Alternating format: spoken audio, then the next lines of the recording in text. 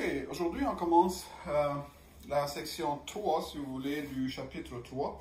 Après qu'on a parlé des ensembles et des fonctions et leurs propriétés, les opérations qu'on peut faire sur ces objets, aujourd'hui on va parler des relations. Ok. Alors, on définit une relation binaire. Alors là, le mot binaire est important ici. D'un ensemble A dans un ensemble B, comme étant un sous-ensemble R du produit cartésien. Okay. Rappelez-vous que le produit cartésien, ça c'est la collection de toutes les paires ordonnées AB, où A appartient au premier ensemble et B appartient au deuxième ensemble. Donc ça c'est l'ensemble produit cartésien. Tout sous-ensemble de produits cartésiens s'appelle une relation binaire. Le mot binaire parce que ça implique deux ensembles, A et B. Cette idée se généralise à une relation ternaire ou n'importe quel nombre des ensembles, mais pour nous, une relation, c'est toujours une relation binaire d'un ensemble A dans un ensemble B.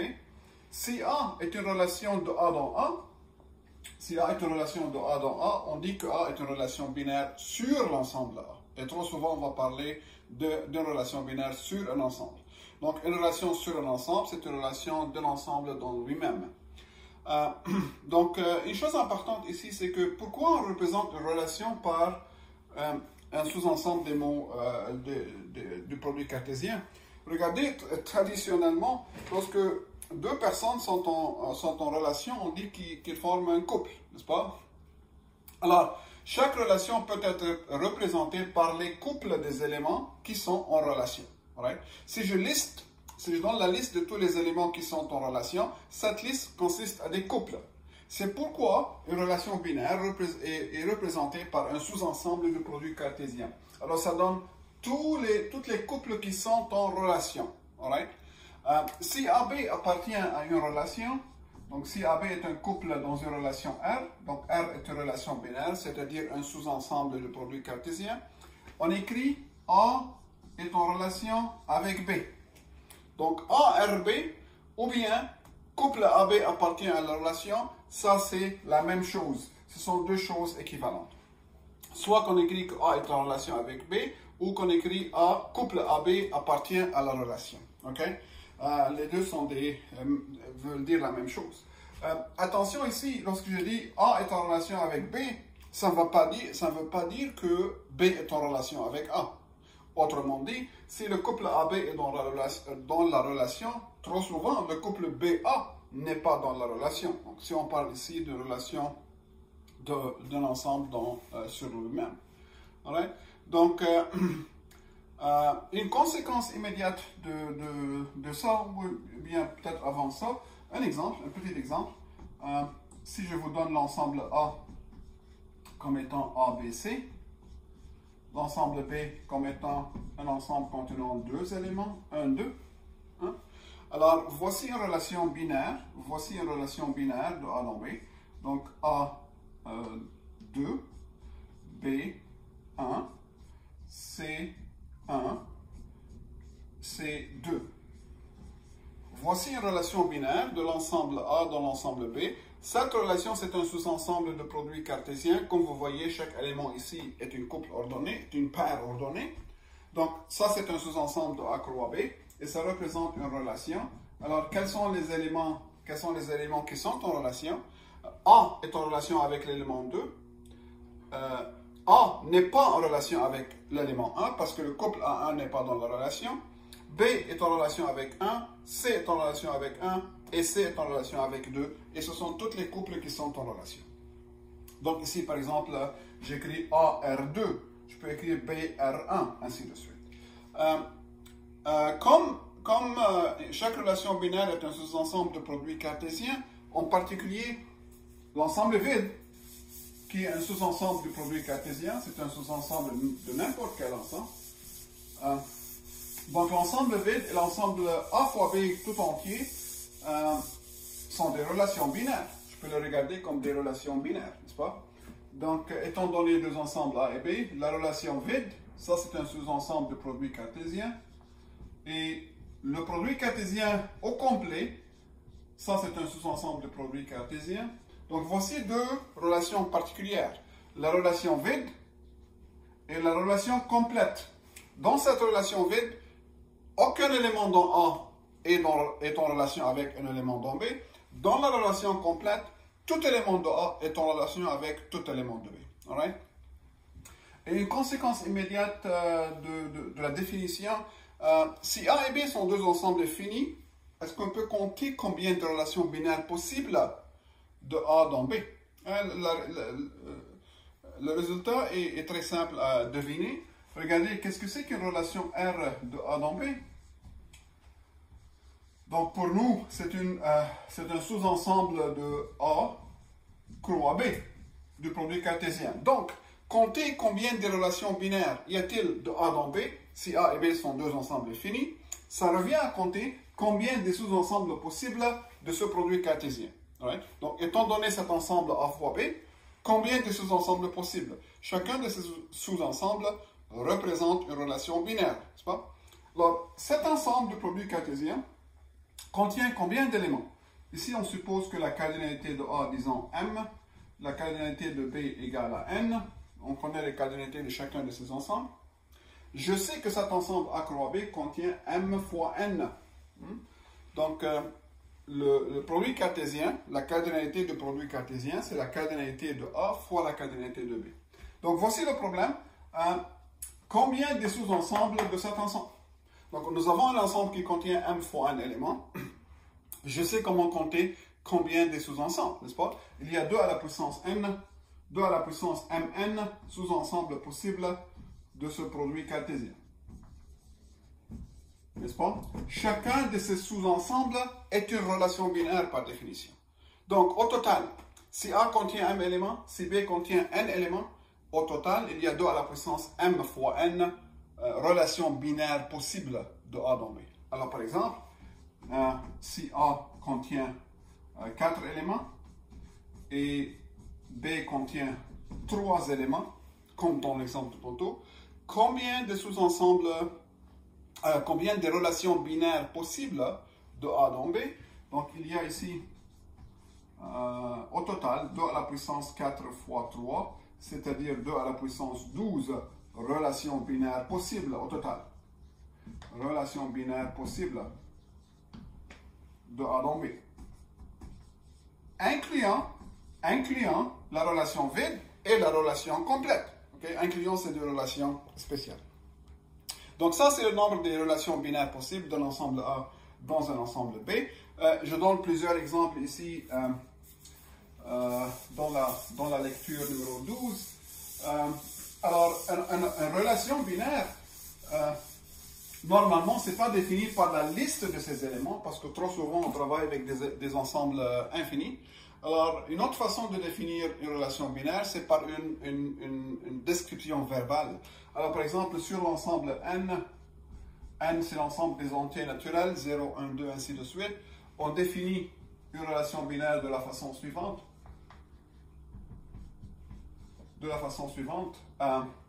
Je dis que un élément A est en relation avec un élément B. Donc A et B ici sont deux entiers naturels. Et je définis la relation binaire de la façon suivante. Je dis que A est en relation avec B si et seulement si A divise B. Donc l'entier A divise l'entier B. Ça, c'est la définition de ma relation. Donc deux entiers sont dits en relation si et seulement si le premier divise le deuxième. Okay? Donc cet l'ordre ici est important. Alors par exemple, le couple 1-2, est-ce qu'il appartient à cette relation? Est-ce que 1-2 appartient à cette relation? Comment savoir? Est-ce que 1 est en relation avec 2? C'est comme ça que je le regarde. C'est-à-dire, dans ce contexte, est-ce que 1 divise 2? Oui. Donc ça appartient à R. Ça appartient à la relation car 1 divise 2. 1 divise n'importe quoi. Donc, autrement dit, je peux dire 1 est en relation avec 2. Parce que 1 divise 2. Remarquez que 2, 1 n'est pas dans la relation R. Pourquoi? Parce que 2 ne divise pas 1. 2 ne divise pas 1. Autrement dit, 2 n'est pas en relation avec 2. Lorsqu'un élément n'est pas en relation avec l'autre, c'est ça la définition qu'on utilise. Right? De même, 12 est en relation avec 36, parce que 12 divise 36. Donc le couple 12-36 appartient à la relation. Donc trop souvent, notre relation est définie de façon verbale, comme ça. Hein? Sur l'ensemble des mots binaires, qu'est-ce que c'est qu'un mot binaire? Qu'est-ce que c'est qu'un mot binaire pour ceux qui vont faire l'informatique? Un mot binaire, c'est une suite des bits. Un bit, c'est 0 ou 1. Donc, un mot binaire, c'est une liste des 0 et 1.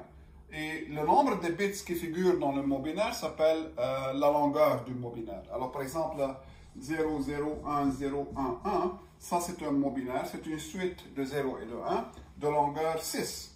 Donc ça c'est un mot binaire de longueur 6, ainsi de suite. Alors si je prends l'ensemble A comme étant l'ensemble de tous les mots binaires possibles, ici l'ordre est important bien sûr. Si je change l'ordre de bits, je change le mot binaire. L'ensemble de mots binaires de longueur 4. Donc, l'ensemble que je considère ici contient les éléments suivants. Les éléments sont les mots binaires de longueur 4. Sur l'ensemble A, on définit la relation binaire suivante. On définit la relation binaire R de la façon suivante. Je dis que deux éléments sont en relation. Donc ici, il faut que je vous donne la définition. Alors ici, deux éléments sont en relation. X est en relation avec Y. Si et seulement si X et Y ont les mêmes premiers et derniers chiffres. Alors là, je vais définir la relation binaire de cette façon. Okay? Donc, X et Y ici, X et Y sont deux éléments de A. Les éléments de A sont des mots binaires de longueur 4. Donc, cette relation dit deux mots binaires sont en relation, X est en relation avec Y, si ces mots binaires commencent et se terminent par ont le même premier chiffre et ont le même dernier chiffre. Okay? Alors, par exemple, 0, 0, 0, 0 et 0, 1, 0, 0. Ces deux mots binaires de longueur 4, chacun est un mot binaire de longueur 4, sont en relation. Sont en relation parce que le premier chiffre ici, c'est la même chose que le premier chiffre là, et le dernier chiffre ici, c'est la même chose que le dernier chiffre là. Ces deux mots binaires sont en relation parce qu'ils ont le même premier chiffre et le même dernier chiffre.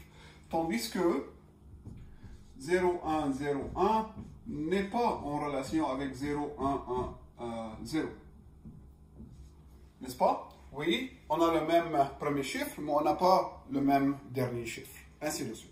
Donc, il y a plusieurs façons de définir les relations binaires. Trop souvent, on définit les relations de façon verbale, comme je viens d'expliquer. Les fonctions sont peuvent être représentées comme une relation. Donc, une fonction, c'est une relation. Donc, une fonction f de a dans b, je peux la regarder comme une relation de a dans b. Mais le contraire n'est pas vrai. Donc, chaque fonction de a dans b peut être vue comme une relation. Comment? Alors, comment les éléments de a et b sont reliés? Alors, je dis que donc si R est une relation de A dans B,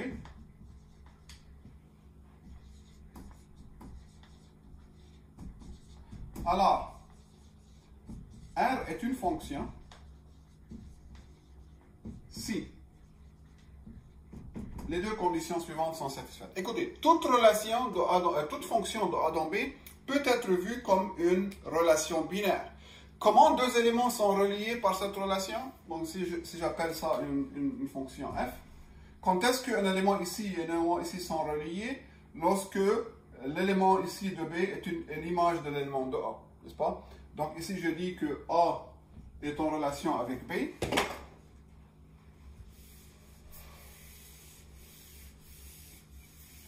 Ok? Donc, étant donné une fonction f de a dans b, je dis que l'élément a est en relation avec l'élément b. Bien sûr, ça c'est un élément de a, ça c'est un élément de b. Si et seulement si b est l'image de a. Donc, toute fonction de a dans b définit une relation binaire. Un couple AB est dans la relation si la deuxième composante est l'image de la première composante, n'est-ce pas? Donc ça définit une relation binaire, mais le contraire n'est pas vrai. C'est-à-dire, pas n'importe quelle relation binaire est nécessairement une fonction. Donc la question est la suivante. Étant donné une relation binaire de A dans B, comment je peux déterminer si cette relation définit en fait une fonction de A dans B? Rappelez-vous la définition de la fonction. Une fonction, c'est une règle de correspondance qui, à tout élément A de A, fait associer une image dans B et une seule. Donc, deux choses doivent se produire pour avoir une fonction. Tout élément de A admet une image et tout élément de A admet une seule image. Donc, une seule image. Donc, étant donné une relation binaire de A dans B, comment je détermine si cette relation est une fonction? Deux conditions. La première condition s'appelle la condition de l'existence, qui dit la chose suivante. Quel que soit, donc je regarde les éléments de la relation binaire, quel que soit x éléments de A, je dois trouver un couple de cette forme. Je dois trouver un élément y dans B, tel que couple xy appartient à la relation. Okay? Ça, c'est la première condition. En langage des fonctions, ça se dit que tout élément de A, il existe une image. Donc, étant donné une relation binaire de A dans B, la première condition pour que cette relation soit une fonction, c'est la relation d'existence. C'est-à-dire, la relation doit contenir des couples xy pour tout x élément de A. Right? Et la deuxième relation pour qu'une relation soit une fonction, c'est unicité. Alors, que veut dire unicité? Veut dire si xy appartient à R et si xz appartient à R aussi, remarquez c'est le même x, alors, que pensez-vous? Ça veut dire y est l'image de x, ça veut dire z est l'image de x, mais un élément doit avoir une seule image, et une image unique. Alors ça veut dire y doit être égal à z. Donc, c'est-à-dire, dans la relation R, pour que la relation soit une fonction, je ne peux pas trouver deux couples xy et xz avec y et z différentes. Oui, c'est une relation, mais ce ne serait pas une fonction. Donc, si je vous donne une relation binaire par une liste de ces éléments, je vous dis, déterminer s'il s'agit d'une relation, d'une fonction, il faut vérifier l'une et l'autre de ces deux conditions. L'existence d'une image et l'unicité d'une image. Pour ne pas trop parler en théorie, regardez comment ça marche. Donc, si je vous donne l'ensemble A, comme étant 1, 2, 3 et 4, et l'ensemble B comme étant A, B et C. Supposons qu'on a ces deux ensembles finis, et je vous donne cette relation R1. R1, donné par la liste de ces éléments, disons 1A, 3B, 4A et 2C. Donc voici une relation binaire de A dans B. Pourquoi ça c'est une relation binaire? Parce que justement c'est un sous-ensemble de produits cartésiens. Chacun de ces couples est un élément de produit cartésien. Est-ce que cette relation binaire définit une fonction de A dans B? Est-ce qu'il s'agit d'une fonction? Pour créer une fonction, deux conditions, l'existence et l'unicité. Est-ce que tout élément ici a une image? C'est-à-dire, est-ce que je peux trouver un couple XY pour tout X élément de A? Donc, est-ce que quelque chose comme ça est toujours vrai? X quelque chose, ça quelque chose est dans B, appartient toujours à la relation. Oui, regardez 1A, donc 1 a une image, 3B, 3 a une image, 4A, 4 a une image, puis 2C, donc 1, 2, 3 et 4. Chacun de ces éléments sont la première composante d'un couple dans R1, c'est-à-dire chacun de ces éléments, je peux le voir comme il admet une image. Right? Donc, ça c'est la première condition. La deuxième condition, unicité. Unicité veut dire, je ne peux pas trouver deux couples X, Y, X, Z avec Y, Z différentes. Et ça, c'est le cas ici. J'ai un A, mais j'ai pas un quelque chose d'autre. J'ai 3B, mais j'ai pas 3 quelque chose d'autre. J'ai 4A, mais j'ai pas 4 et quelque chose d'autre. Même chose pour 2. Chaque élément admet une image et une seule. Donc, cette relation binaire, je peux la voir comme une fonction. Et quelle est cette fonction? C'est la fonction de A dans B, c'est-à-dire 1, 2, 3, 4. Ça, c'est A. Et ça, c'est B. A, B et C. L'image de 1, c'est A. L'image de 2, c'est C. L'image de 3, c'est B. L'image de 4, c'est A aussi. Donc oui, il s'agit d'une fonction. Tandis que, si je prends la relation R2 comme étant un A, 2B, ça c'est une relation binaire de A dans B. S'agit-il d'une fonction de A dans B? Clairement, la réponse est non, parce que l'élément 3 ici ne figure pas comme la première composante d'un élément de R2. C'est-à-dire, l'élément 3 de A n'a pas une image. Donc la première condition, l'existence n'est pas satisfaite. Par suite, ce n'est pas une fonction. C'est pas une fonction. R3, disons 1A, 2A, 3B, 3C, 4B. Regardez cette relation binaire. Ça, c'est une relation binaire de A dans B. Encore une fois, c'est un sous-ensemble de produits cartésiens. S'agit-il d'une fonction de A dans B? La réponse est non. Pourquoi? Regardez cet élément B. Elle figure deux fois ici, l'élément 3, je veux dire. Elle figure deux fois comme la première composante. Donc, il y a le couple 3B qui est là, il y a le couple 3C qui est là. Ça veut dire que, si je le regarde dans le langage des fonctions, l'élément 3 de A a deux images différentes, B et C, donc il ne s'agit pas d'une fonction. Alright? Donc, c'est comme ça qu'on détermine si une relation binaire est une fonction. Encore une fois, toute fonction de A dans B est peut être vue comme une relation, mais le contraire n'est pas vrai. Et on termine cette section, cette lecture avec la notion, les classes des relations d'équivalence. Alors là, on a une relation d'équivalence de A dans B, une relation binaire de A dans B. Supposons qu'on a une relation binaire de A dans B, donc c'est un sous-ensemble de produits cartésiens. Il y a plusieurs types de relations qu'on peut regarder, ce sont des types très importants. Quand est-ce qu'on dit que R est réflexive? R est réflexive veut dire tout élément en fait, ici, je veux parler de relation sur A. Donc, R est une relation sur A. C'est-à-dire, R est une relation de A dans A. Une relation de A dans A. Okay? C'est le même ensemble de A. R est réflexive veut dire, quel que soit X dans A, on a que X est en relation avec X. Tout élément de A est en relation avec lui-même. Ça veut dire une relation réflexive. Autrement dit, je peux dire couple X est toujours dans la relation pour tout X dans A. Donc, réflexive veut dire tout élément de l'ensemble est en relation avec lui-même. Okay? Un exemple de relation réflexive, la relation divise sur les entiers naturels, sauf 0. Prenez tous les entiers naturels, sauf 0, donc 1, 2, 3, ainsi de suite, et considérez la relation divise. Est-ce que cette relation est réflexive? Est-ce que tout élément divise lui-même? Est-ce que tout élément est en relation avec lui-même? Oui. 1 divise 1, 2 divise 2, ainsi de suite. Donc ça, c'est une relation réflexive.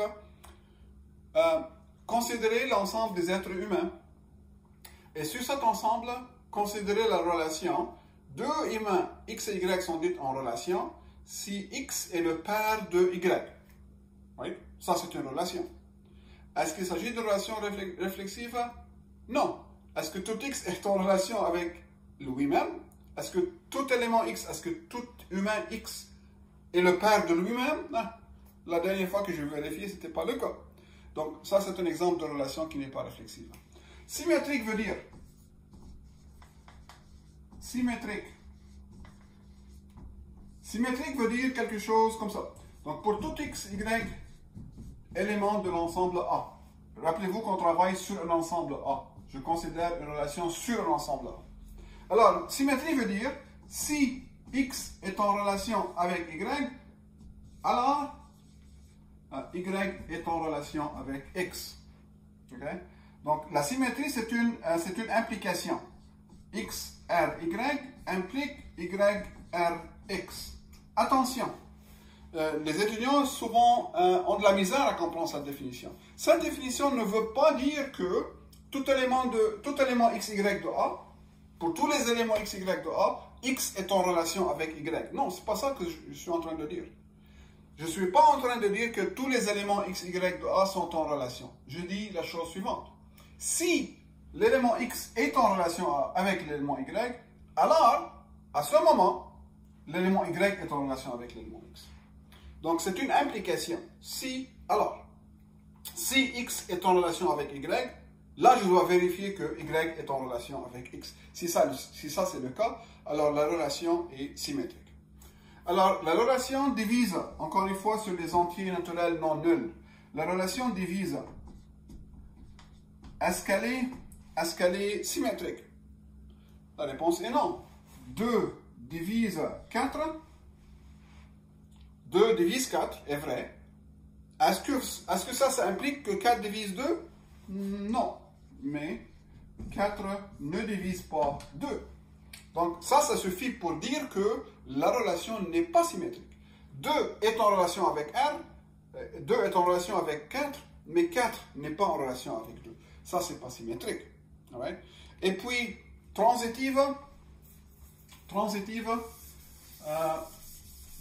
la transitivité, ça prend 3 éléments de l'ensemble.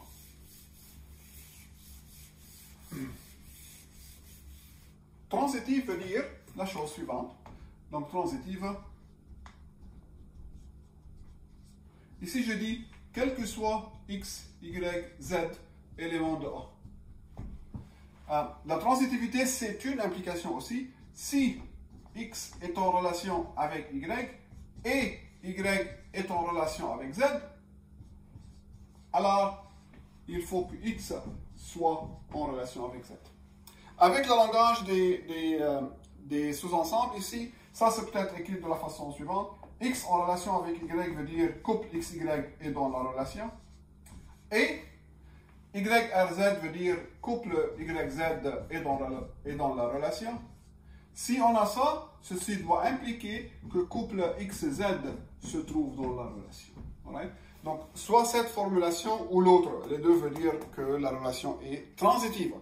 Donc, si X est en relation avec Y, et si Y est en relation avec Z, le même Y ici et là, alors il faut que X soit en relation avec Z. Right? Est-ce que la relation divise est transitive? Donc, si X, toujours sur l'ensemble des entiers naturels non nuls, normalement, je spécifie clairement l'ensemble et la relation, il n'y a pas une ambiguïté. Alors, X divise Y et Y divise Z. Donc, X est un diviseur de Y est un diviseur de Z. On peut montrer facilement que X est un diviseur de Z. Donc, la relation divise est une relation transitive. Considérez maintenant de nouveau l'ensemble des êtres humains et considérez la relation et le cousin d'eux. Donc, deux êtres humains sont en relation si le premier est un cousin du deuxième. Right? Donc ça, c'est une relation binaire sur l'ensemble des êtres humains. S'agit-il de relations transitives? C'est-à-dire, si X est en relation avec Y et Y est en relation avec Z, est-ce que je peux confirmer que X est nécessairement en relation avec Z? La réponse est non. Pourquoi? Ça veut dire X est un cousin de Y. Et ça veut dire Y est le cousin de Z. Si X est le cousin de Y et si Y est le cousin de Z, ça ne veut pas dire que X est le cousin de Z. Il est possible ici que les cousins sont du côté mère ici les cousins sont de côté père, alors lui et lui ne sont pas des cousins. Donc ça, c'est non transitif. Cette relation sur les êtres humains est non transitive. Il y a aussi la notion de relation antisymétrique qui est assez simple. Je vous invite à regarder ça. Puis faites tous les exemples que je fais, faites tant d'exercices suggérés. Ce sont des notions importantes. Alors lisez bien la lecture numéro 12. Après ça, il reste une lecture dans le chapitre 3 qui est notamment les relations d'équivalence.